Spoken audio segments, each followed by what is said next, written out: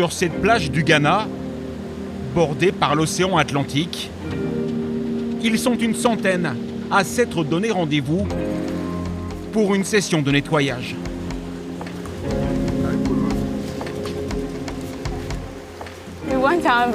Nous voulons que notre environnement soit viable, propre, comme beaucoup d'autres endroits sur Terre.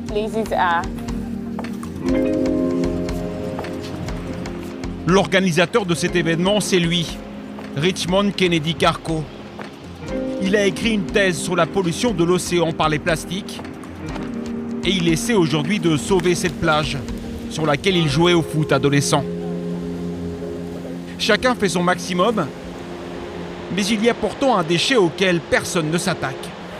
Oui, on les appelle les tentacules. Certains bénévoles les appellent les araignées, d'autres les monstres. Ces monstres, ce sont des kilos de vieux vêtements enchevêtrés qui peuvent mesurer plusieurs dizaines de mètres ensevelis dans le sable. Ils sont trop lourds pour être déterrés. Donc les volontaires ne ramassent pas ça. Même si on s'y met à plusieurs, par exemple, pour tirer. Ah, c'est un cauchemar. J'y penserai encore ce soir. C'est ce genre de choses qu'on trouve. C'est un t-shirt.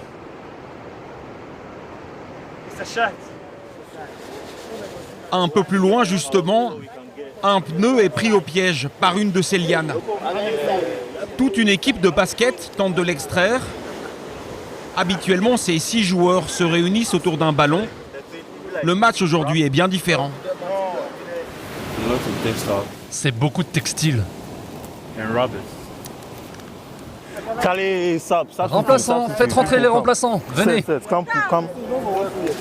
L'amas de vêtements est tellement imbriqué dans le sable qu'il leur faut 30 minutes pour en venir à bout.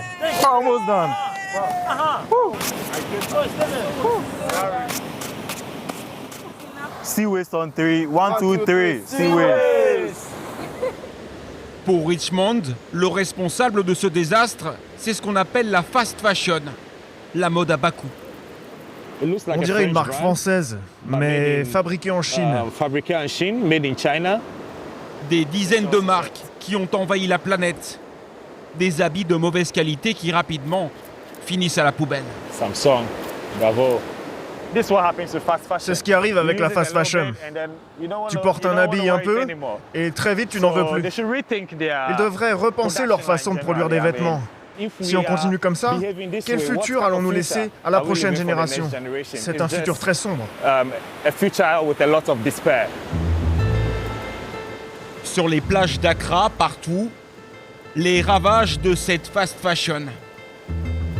Au fil des années, avec les vagues, tous ces vêtements se sont noués, déchirés, entremêlés, créant une pollution textile sur des kilomètres et des kilomètres.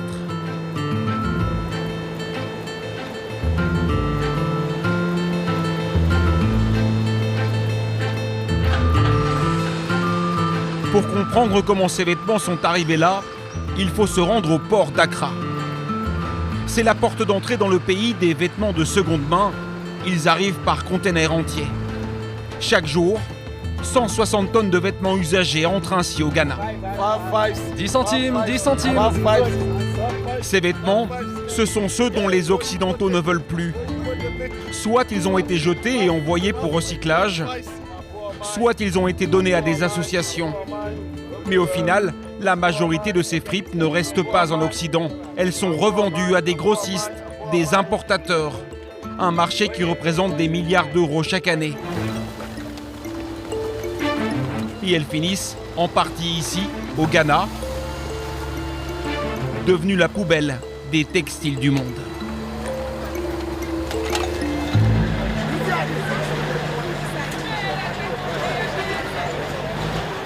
Aujourd'hui, comme tous les jeudis, c'est le jour des livraisons à Kantamanto, un immense marché de textiles de seconde main au cœur d'Accra qui fait vivre des milliers de personnes. La marchandise, ce sont ces immenses paquets de vêtements usagés. Chacun pèse 55 kilos. Ce sont des importateurs ghanéens qui ont acheté et fait venir ces vêtements, qu'ils paient environ $1 le kilo. Je prends un peu de tout. Des t-shirts, des chemises et plein d'autres choses, de tout. Ces importateurs, comme Aaron O'Seil, T-shirts. Ladies t-shirts. se fournissent auprès d'entreprises internationales d'habits usagés, en Europe, aux États-Unis et même en Asie, sans qu'ils en connaissent clairement la provenance. So I went to Turkey. J'ai été en Turquie, j'ai commandé, ils ont livré les vêtements ici. Je ne sais pas s'ils avaient été donnés à des associations ou s'ils avaient été jetés, je ne connais pas leur origine. Parfois on reçoit même des choses neuves, des vêtements que les magasins ont rejetés, peut-être qu'ils ont des petits défauts, ils s'en débarrassent. Aaron travaillait dans une banque avant de se lancer dans l'import de vêtements, c'était il y a 4 ans. Mais aujourd'hui, ses affaires ne sont pas aussi florissantes qu'espérées, car la qualité de ce qu'il reçoit ne cesse de se dégrader. Parfois, la qualité qu'ils nous ont annoncée est différente de celle qu'ils envoient. Je ne peux plus leur faire confiance parce qu'il y a beaucoup d'argent en jeu. Là, j'ai perdu beaucoup, j'ai dû baisser les prix pour que les gens achètent. Donc je suis très déçu. Car Aaron doit ensuite revendre ses paquets de vêtements à des détaillants, comme cette femme, Joséphine Esmond. Combien tu veux en acheter? Moi, juste une. Ça, c'est de la première qualité, tu peux l'ouvrir et regarder. Elle vient s'approvisionner ici tous les mois. Et la difficulté, c'est qu'elle ne sait pas exactement ce qu'elle achète, car les vêtements sont compressés. C'est un peu une loterie. Quand vous voyez une balle comme ça, vous voyez plein de couleurs. Mais quand vous ne voyez pas de couleurs, comme ici, ça veut dire que ce n'est pas bon. Moi, celle-là, je la prendrai pas. Bon, allez, n'importe laquelle, ça ira. En 15 minutes, la marchandise est achetée. Joséphine doit maintenant traverser la ville pour rejoindre son point de vente. Ça fait presque 15 ans, oui, 15 ans que je suis dans le business. Quand j'ai commencé, je gagnais bien ma vie. J'ai construit une maison. Maintenant, je vis dans ma propre maison. Mais honnêtement, ça fait 10 à 5 ans. Ça ne va plus du tout. Encore une fois, le problème est le même. La qualité des vêtements qu'elle achète. Alors, avant de déballer son paquet, Joséphine retient son souffle. D'abord, je vais prier pour que Dieu m'aide et que les vêtements soient beaux.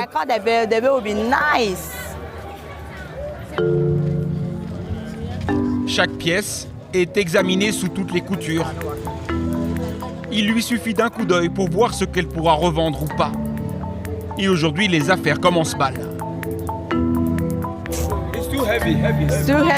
C'est trop chaud. Ça, c'est trop vieux. Vous voyez? C'est pas bon. Quand tu vois des taches de sang, tu le jettes. Quand tu vois des taches d'huile, tu le jettes aussi.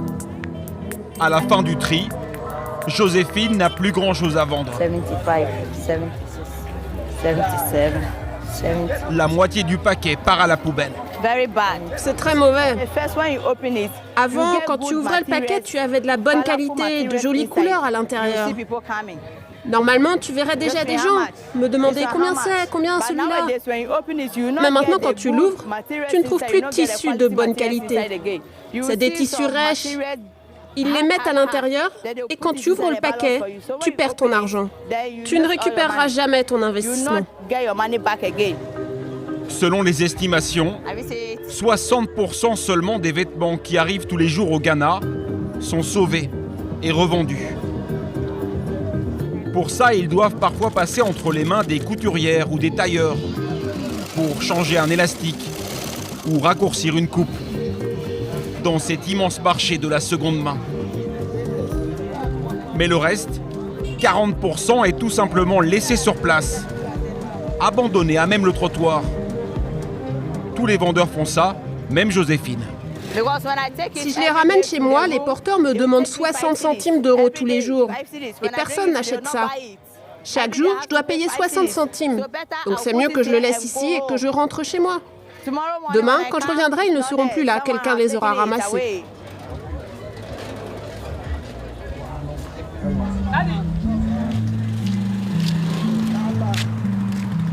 Et à la nuit tombée, quand les vendeurs sont partis, voilà à quoi ressemblent les rues d'Accra.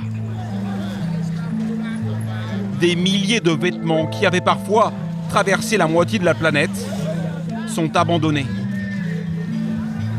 Les trottoirs sont recouverts de cette pollution textile. Un spectacle de désolation pour Emmanuel Ashley.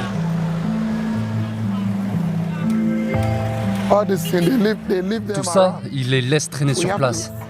Ce sont des vêtements de seconde main. Quel gâchis. Emmanuel est en charge de l'équipe de nettoyage dans ce quartier de la ville. Vous voyez, des vieux sacs usés. Sur la route, il les laisse.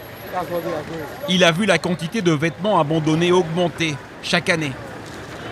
Alors avec son équipe de 15 personnes, il a fallu redoubler d'efforts.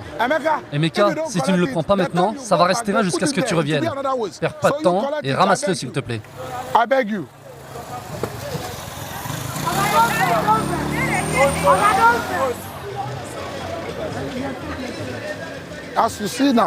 Vous voyez là la quantité qu'il ramasse. Demain, ça sera la même histoire. Ça nous donne beaucoup de travail, un travail difficile. Il y a plus de déchets textiles que de déchets ménagers. Ce n'est pas normal. Il faut que ça change. Mais au lieu de changer, le Ghana s'enfonce dans un cercle vicieux.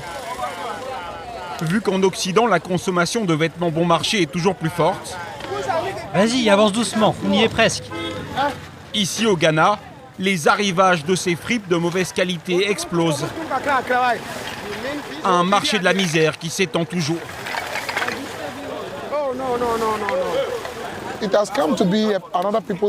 C'est devenu le gagne-pain d'énormément de personnes. Tu ne peux plus arrêter le système. La plupart des gens ici ne peuvent pas acheter des vêtements neufs. Et selon d'autres personnes, les vêtements qui viennent d'Europe sont plus résistants. Je pense qu'ils devraient trier les vêtements en Europe. Ça serait mieux qu'ils fassent des vérifications approfondies. Et comme ça, ils n'enverraient que les bons vêtements ici. Et ils laisseraient les mauvais en Europe.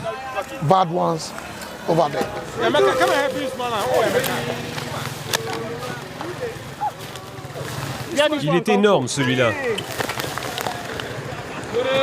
Je le coupe pour que ça se répartisse bien dans le véhicule.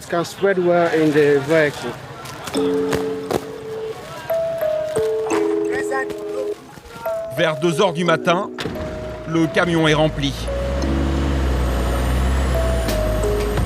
C'est l'heure de prendre la route jusqu'à la décharge. On doit aller à un nouveau site. L'ancien est complètement rempli. La capitale n'arrive plus à faire face à tous ces déchets. Il n'y a plus de place. Alors il faut les envoyer toujours plus loin. Au petit matin, après 2 heures de route,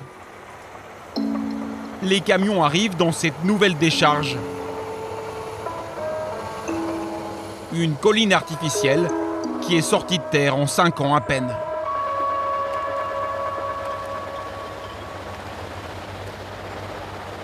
Il n'y a pas que des vêtements qui arrivent ici, mais les textiles sont partout, mélangés avec les détritus.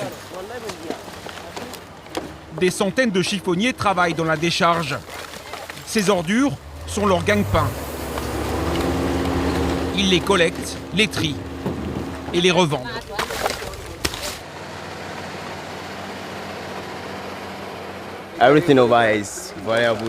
Tout ici a de la valeur pour nous. Certains ramassent des déchets plastiques, d'autres des métaux.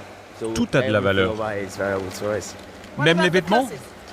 Ah non, on ne ramasse pas les vêtements parce que ce sont des vêtements usagés. Franchement, ils ne valent rien. On ne peut pas les vendre, on ne peut pas les porter, donc on les laisse ici. Même ici, ces vieux vêtements n'intéressent personne. Alors ils restent sur place. Et pour les autorités de la ville, ils sont devenus un fléau. Ce n'est absolument pas juste. Ce n'est pas juste d'envoyer des déchets d'un pays à un autre au nom du commerce de vêtements d'occasion. Ici, nous n'avons pas d'usine d'incinération comme celle qu'ils ont en Europe pour brûler les vêtements. On n'en a pas. Donc tout termine à la décharge.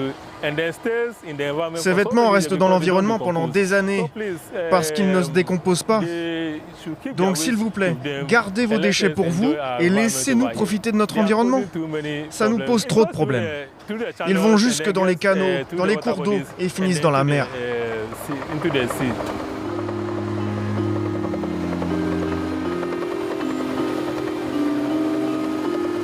Et effectivement, cette pollution textile se retrouve partout, pas seulement dans les décharges officielles, mais aussi le long des rivières, des canaux, jusqu'au milieu des quartiers.